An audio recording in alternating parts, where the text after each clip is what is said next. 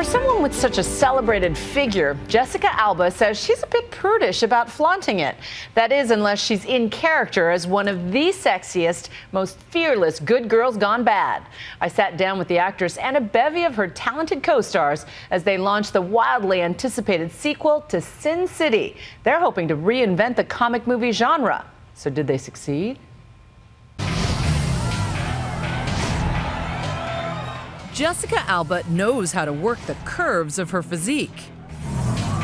I just have to ask the other question that every mom out there is thinking is like, I'm sorry, you've had 2 kids and you have those abs? What the heck, man? Jennifer Johnson is all I have to say. She's amazing. She was my choreographer. So much of it was me just getting comfortable dancing. I'm not a dancer. And being comfortable, you know, in my body and on stage and then being able to go there and really kind of own it.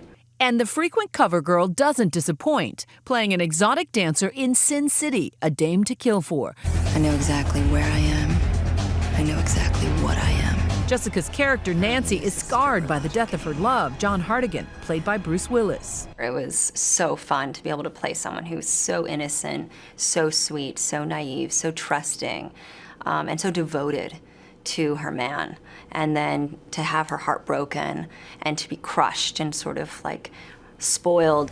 That's when it turns gritty, horrifyingly edgy. It's Jessica Alba like you've never seen her before. You know, the movie is so chock full of metaphor.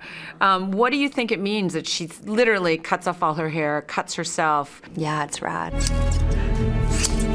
Crazy's sounding pretty good right now. I love you, Nancy. She's shedding people's perception of that sweetness. But going from grieving lover to vengeful killer is going radically against type for this wholesome mother of 2.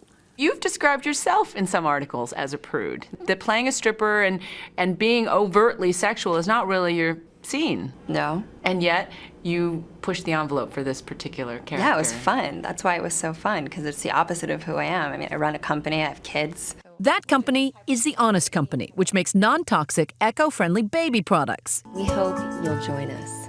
And Jessica is at the helm as CEO. Her reality is a far cry from the fantasy world she inhabits in the revved-up take on film noir. I mean, it's not real. It's why I can watch it, because I normally have such a hard time watching me, but I don't feel like there's any of me up there. It's Nancy. But it's not just Nancy. Sin City, opening tomorrow, is bursting with epic and raunchy characters, straight out of the graphic novel. Shall we? And yet these cartoons come to life are played by Hollywood heavyweights. Not just Bruce Willis, but Mickey Rourke, Josh Brolin, and Joseph Gordon-Levitt. Even a cameo from the nearly unrecognizable Lady Gaga. This won't take you very far.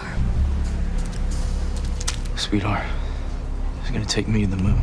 The characters are all soaked in seedy sex and stomach-churning violence. This violence is palatable and actually really fun to watch because it's not realistic. Even though you're being tortured? Yeah, but it's cartoon torture. You know, Wile E. Coyote is being tortured by the Roadrunner. It's always got a knowing humor to it.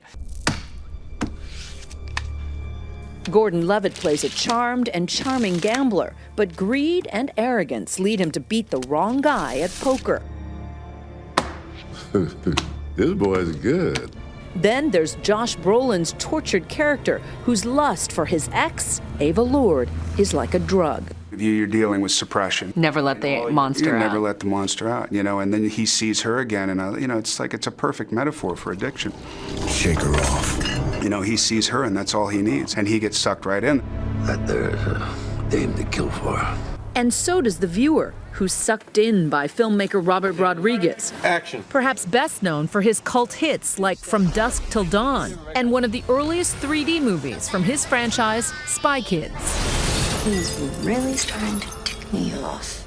Rodriguez doesn't just direct. He shoots, edits, even composes the movie's music.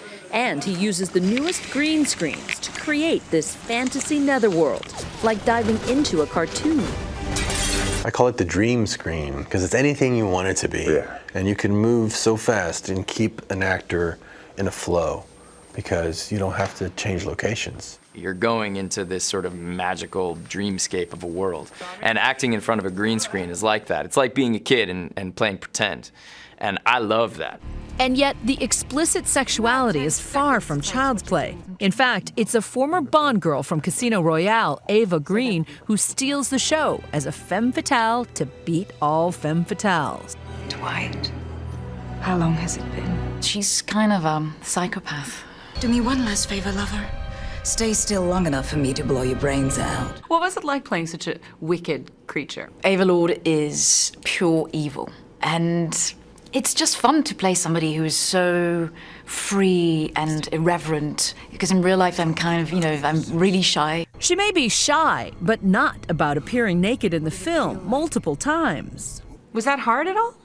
Of course, I think there's not one actor that I know that enjoys, a nudity scene and, you want to die. But, for Ava Lord, nudity is a weapon. She uses her sexuality to get what she wants, to become kind of numb, and you just do it. You forget in some weird way that you are naked. Ironically, though she's not naked on the movie's poster, it sparked controversy when the Motion Picture Association of America banned it. I think it's a lot of noise for nothing. On the poster, it's very suggested. You don't really see anything. And I find it quite sexy in a very tasteful way. Eva's co-star came to her defense. We live in a very prude country. They much rather send kids to war than show a woman's breasts, which is something that's beautiful. So I think it just speaks to our ridiculous regulations in this country and priorities, frankly. So how old will your children have to be before they're allowed to see this movie? I think between 16 and 18. And yet they never saw Spy Kids until your parents let them see it. I know.